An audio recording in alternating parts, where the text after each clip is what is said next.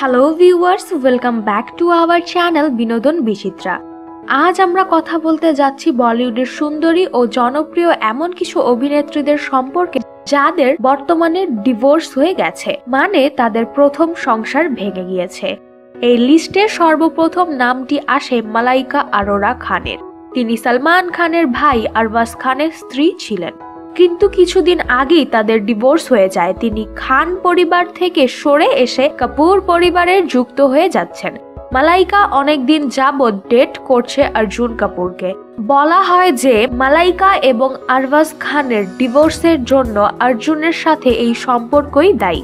ডিভোর্সের আগে মালাইকা এবং অর্জুন কাপুর পাবলিকলি কিছু না বললেও এখন তারা পাবলিকলি চলাফেরা করছেন এবং খুব জলদি বিয়ে করে নেবেন বলে ধারণা করা হচ্ছে। এই লিস্টে দ্বিতীয় নামটি আসে করিশ্মা কাপুরের। তার প্রথম স্বামী সঞ্জয় কাপুরের সাথে ডিভোর্স হওয়ার পর থেকেই তাকে সন্দীপের সাথে ডেট করতে দেখা যায়।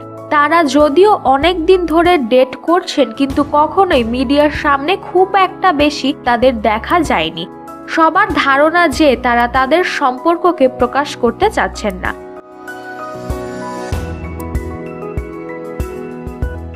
তৃতীয় নামটি হচ্ছে সারা খানের। জনপ্রিয় টিভি অভিনেত্রীকে হয়তো আপনারা এই লিস্টে দেখে অবাক হয়ে যাবেন, কিন্তু আপনারা অনেকেই হয়তো জানেন না সারা একজন বলিউড অভিনেত্রীও ছিলেন। তিনি বলিউডে অনেক ছোট বাজেটের সিনেমায় কাজ করেছেন যা ফ্লপ ছিল।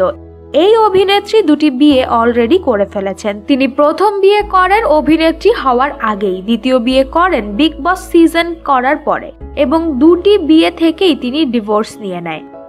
চতুর্থ নম্বরে আছেন ঋত্বিক রোশনের ডিভোর্সি স্ত্রী সুজেন।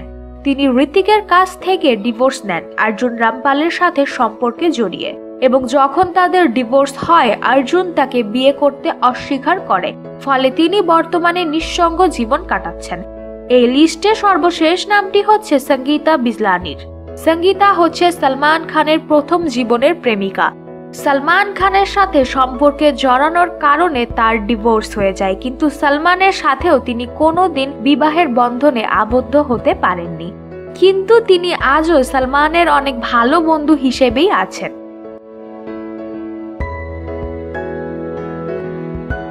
তো ভিউয়ার্স, আপনাদের কাছে এর মধ্যে কোন অভিনেত্রীকে সবথেকে বেশি ভালো লাগে অবশ্যই আমাদের কমেন্ট সেকশনে কমেন্ট করে জানাতে ভুলবেন না। ভিডিওটি ভালো লেগে থাকলে অবশ্যই লাইক এবং শেয়ার করুন। তার সাথে সাথে আপনি যদি আমাদের চ্যানেলে নতুন হয়ে থাকেন অবশ্যই সাবস্ক্রাইব করতে ভুলবেন না। পাশের বেল আইকনটি প্রেস করে রাখবেন যাতে নিত্য নতুন সকল মজাদার ভিডিও সবার আগে আপনার কাছে পৌঁছে যায়। ধন্যবাদ।